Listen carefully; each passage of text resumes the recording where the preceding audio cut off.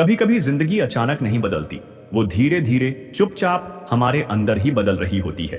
और जब हमें उस बदलाव का एहसास होता है, तब तक हम एक बिल्कुल अलग इंसान बन चुके होते हैं। मेरी कहानी भी कुछ ऐसी ही है। मैं एक साधारण लड़का था, जैसे आप में से बहुत से लोग हैं। पढ़ाई करता था, मोबाइल चलाता था, दोस्तों के साथ समय बिताता था और सोचता था कि यही जिंदगी है। लेकिन धीरे धीरे मुझे लगने लगा कि मेरे अंदर कुछ टूट रहा है।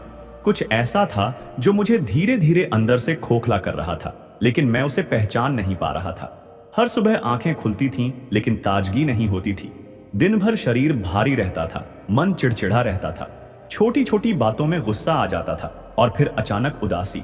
मोबाइल की स्क्रीन पर घंटों स्क्रॉल करता रहता था, लेकिन मन फिर भी बेचैन रहता था, जैसे कुछ खोज रहा हूं, लेकिन क्या, ये खुद नहीं पता था। सोशल मीडिया, गेम्स, शॉर्ट्स, यहाँ तक कि जो चीजें पहले खुशी देती थीं, अब उनसे भी बोरियत महसूस होने लगी थी।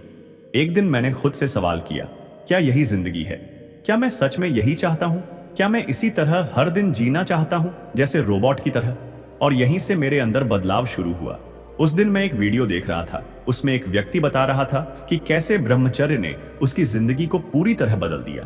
पहले तो मैंने सोचा ये सब ड्रामा है, ये सब बस कहने की बातें हैं। लेकिन कुछ बातों ने दिल को छू लिया। जैसे उसने कहा, जिस दिन तुमने खुद पर काबू पा लिया, उसी दिन से तुम्हारी जिंदगी बदलनी शुरू हो जाती है। उस रात मैं बहुत देर तक सोचता रहा। अपने पिछले कुछ सालों की जिंदगी को जैसे रिवाइंड करके देखा। कितनी बार मैं खुद को तोड़ चुका था, सिर्फ कुछ पल की खुशी के लिए। वो पल जो बीत जाने के बाद सिर्फ अपराध बोध छोड़ जाते थे। और तब मेरे मन में एक ठोस विचार आया, क्यों ना एक बार खुद पर नियंत्रण रखने की कोशिश करूं। एक हफ्ते के लिए ही सही, बस एक हफ्ता ब्रह्मचर्य का पालन करके देखूं। पहले दिन ही एक अजीब सी बेचैनी महसूस हुई, जैसे कोई अंदर से कह रहा हो, ये सब फालतू है, वापस लौट जाओ। लेकिन मैंने खुद से वादा किया था, इसलिए रुका रहा। और जैसे जैसे दिन बीतने लगे, मेरा मन शांत होने लगा। पहले 3 दिन सबसे मुश्किल थे। हर वक्त दिमाग में पुराने विचार आते थे, आदतें मुझे खींचती थी, लेकिन मैं डटा रहा। चौथे दिन जब मैं सुबह उठा तो पहली बार लगा कि नींद पूरी हुई है। आंखें खुली और मन हल्का था। शरीर में थोड़ी ऊर्जा महसूस हुई, वो ऊर्जा जो मैंने बहुत समय से महसूस नहीं की थी।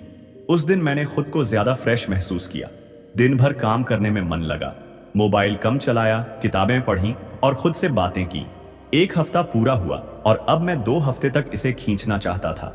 ब्रह्मचर्य अब सिर्फ एक चैलेंज नहीं था, वो मेरे अंदर एक शांति भर रहा था। तीसरे हफ्ते तक आते आते मुझे बहुत कुछ बदलता दिखने लगा था। मेरा चेहरा चमकने लगा था, आंखों में चमक आ गई थी और सबसे बड़ी बात, आत्मविश्वास बढ़ गया था। लोगों के सामने बोलने में हिचक नहीं होती थी, नजरें मिलाने में डर नहीं लगता था। पहले जहां मैं छोटी छोटी बातों में गुस्सा कर बैठता था, अब मैं शांत रहता था। मेरे अपने मुझसे कहते, तुम्हारे अंदर कुछ बदल गया है, तुम अब पहले जैसे नहीं रहे। और मैं मुस्कुराता था, क्योंकि मैं जानता था कि यह बदलाव कितना सच्चा है। अब मेरा मन सिर्फ भटकता नहीं था, वो ठहरना जानता था। मुझे अब खुद से प्यार होने लगा था। लेकिन यह बदलाव आसान नहीं था। हर दिन एक नई चुनौती होती थी। कभी कभी रात को नींद नहीं आती थी, पुराने विचार सताते थे। लेकिन हर बार जब मैं खुद को याद दिलाता, मैं कौन हूं और क्यों ये सब कर रहा हूं, तो एक नई शक्ति मिलती थी। उस शक्ति का नाम था आत्मसंयम। ब्रह्मचर्य ने मुझे सिखाया कि असली ताकत वही है जो तुम्हें खुद पर नियंत्रण करना सिखा दे। असली मर्दानगी वही है जो खुद की इच्छाओं को काबू में रख सके।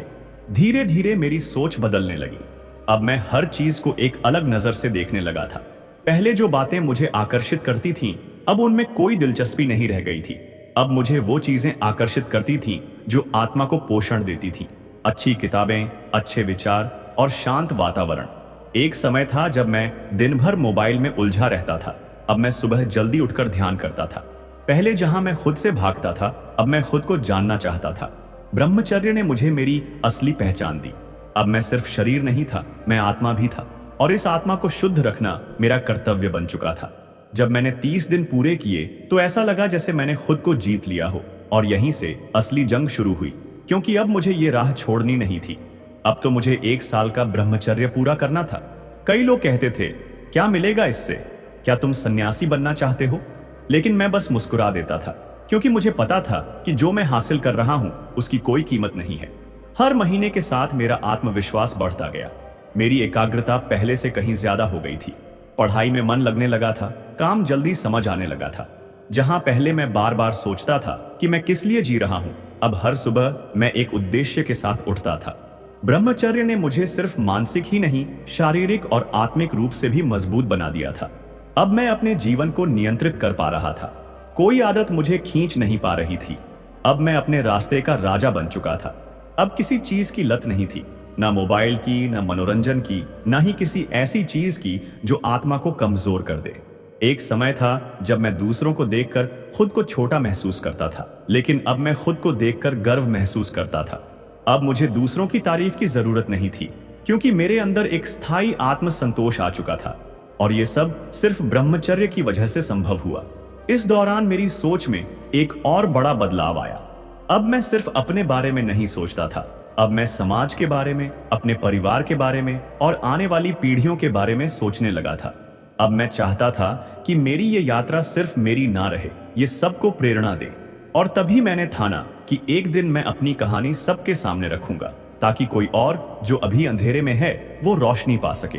पहले पार्ट में मैंने बताया था कि कैसे ब्रह्मचर्य की शुरुआत ने मेरी सोच, मेरी आदतों और पूरे जीवन के अनुभव को बदल दिया था। लेकिन दोस्तों, असली कहानी तो उस मोड़ से शुरू होती है जब मैंने ये तय किया कि अब इस राह को सिर्फ 30 दिन या 90 दिन नहीं, पूरे 1 साल तक निभाना है। और यहीं से मेरी सबसे बड़ी परीक्षा शुरू हुई। जिंदगी मुझे हर मोड़ पर परखने वाली थी। शुरुआत में जो जोश था वो धीरे धीरे सामान्य होने लगा था।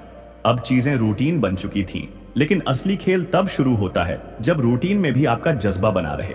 पहले 3 महीने में मैं खुद को बहुत मजबूत महसूस कर रहा था। मुझे लग रहा था कि अब कोई मुझे डिगा नहीं सकता। लेकिन चौथे महीने के बाद चीजें धीरे धीरे मुश्किल होने लगी। कभी कभी ऐसे ख्याल आने लगते थे जो मन को अंदर से हिला देते थे। कोई पुरानी यादें, कोई पुराने अनुभव, वो सब अचानक दिमाग में घूमने लगते थे। शरीर साथ दे रहा था, लेकिन मन बार बार भटकने की कोशिश करता था। ब्रह्मचर्य का असली इम्तिहान यही होता है। जब आप अकेले होते हैं, जब आप थके होते हैं, जब आप हताश होते हैं, तब आपको अपने व्रत को निभाना होता है। मुझे बहुत बार लगा कि मैं हार जाऊंगा, सब छोड़ दूं और पहले की तरह वापस चला जाऊं। लेकिन हर बार मैंने खुद से कहा, तूने ये सिर्फ अपने लिए नहीं किया है, अब तुझसे कई लोग प्रेरणा ले रहे हैं, अब तेरे पीछे कई उम्मीदें जुड़ी हैं। और इस विचार ने मुझे बार बार गिरने से बचा लिया। धीरे धीरे मैंने खुद के लिए नियम बनाए। मैंने सुबह जल्दी उठना शुरू किया, मोबाइल को कम से कम छूना शुरू किया और रात को ध्यान और प्रार्थना करना अपनी आदत बना ली। मैंने देखा कि जब मैं इन नियमों का पालन करता हूं तो मेरा मन पहले से ज्यादा शांत रहता है। ब्रह्मचर्य सिर्फ शरीर का संयम नहीं है, ये मन का भी अनुशासन है। और ये तब तक नहीं आता जब तक आप पूरे समर्पण के साथ इसे न अपनाएं। एक दिन 6ठे महीने में मैं कहीं बाहर गया था। वहां अचानक मेरे सामने एक ऐसा माहौल बन गया जहां मैं भटक सकता था। मन डगमगाने लगा, आंखें इधर उधर जाने लगी, लेकिन फिर मैंने अपने अंदर एक आवाज सुनी, क्या तूने इतने महीने सिर्फ इस एक पल के लिए छोड़े हैं? वो आवाज इतनी गहरी थी कि मेरे कदम वहीं रुक गए। मैंने अपना मुंह मोड़ा और वहां से निकल गया। उस दिन मुझे पहली बार समझ में आया कि ब्रह्मचर्य शक्ति नहीं, एक जागृति है। ये तब तक आपके साथ रहता है जब तक आप सजग रहते हैं। जब मैंने 8वां महीना पार किया, तब मुझे महसूस हुआ कि अब ब्रह्मचर्य मेरी आदत नहीं, मेरा स्वभाव बन चुका है। अब किसी चीज के लिए खुद को मजबूर नहीं करना पड़ता था। ना कोई विचार सताता था, ना ही कोई लालच अंदर से खींचता था। अब मेरा ध्यान काम पर, ध्यान पर और जीवन के असली उद्देश्य पर लगने लगा था। पहले जो चीजें बड़ी लगती थीं, अब वो बहुत छोटी और तुच्छ लगने लगी थीं। ब्रह्मचर्य ने मेरे अंदर ऐसी स्पष्टता भर दी थी जिससे मुझे अपने जीवन का रास्ता साफ दिखने लगा था। मुझे समझ में आ गया था कि मैं क्या करना चाहता हूँ, मैं किस दिशा में बढ़ना चाहता हूँ और मुझे किससे बचना है। मेरी सोच इतनी गहरी हो गई थी कि मैं किसी भी चीज की असलियत तक पहुंच जाता था। अब लोगों ने भी नोटिस करना शुरू कर दिया था। दोस्त कहते थे, तू पहले जैसा नहीं रहा, तेरी आंखों में कुछ अलग है। घर वाले कहते थे, तू पहले से ज्यादा जिम्मेदार हो गया है। और मुझे भी अंदर से महसूस होता था कि मैं पहले से ज्यादा मजबूत, जिम्मेदार और आत्मनिर्भर बन गया हूं। मैं अब किसी पर निर्भर नहीं था, न मनोरंजन के लिए, न भावनाओं के लिए। मुझे खुद से बात करना अच्छा लगने लगा था। एक बार मैंने एक दिन ध्यान करते हुए अपने आप से पूछा, क्या मुझे अब भी ब्रह्मचर्य निभाना है, जबकि मैं पहले जैसा लालची इंसान नहीं रहा? लेकिन तुरंत ही एक उत्तर मेरे मन में आया, ब्रह्मचर्य सिर्फ एक संयम नहीं, ये एक जीवन शैली है। और अगर मैं इस पर चलना छोड़ दूं तो मैं वापस उन्हीं गलियों में लौट जाऊंगा जहां से बड़ी मुश्किल से निकला हूं। अब 10वां महीना चल रहा था। और मेरी जिंदगी अब पहले से पूरी तरह अलग हो चुकी थी। मैं अब एक अलग लेवल की ऊर्जा में जी रहा था। छोटी छोटी बातों में जो मैं परेशान हो जाया करता था, अब उन्हीं बातों पर मैं शांत रहना सीख गया था। रिश्तों को लेकर मेरी सोच अब ज्यादा साफ हो चुकी थी। मुझे अब हर किसी से जुड़ाव की जरूरत नहीं थी। मुझे सिर्फ उन लोगों की संगत चाहिए थी जो मेरी ऊर्जा को समझते हों। 11वें महीने में मैंने अपने भीतर एक नई ताकत महसूस की। वो शक्ति थी दूसरों की मदद करने की। पहले जहां मैं सिर्फ अपने बारे में सोचता था, अब मुझे लगता था कि जो मैंने सीखा है वो दूसरों तक भी पहुंचाना चाहिए। तभी मेरे मन में आया कि एक दिन मैं इस विषय पर एक वीडियो बनाऊंगा, ताकि औरों को भी वो प्रेरणा मिल सके जो मुझे मिली।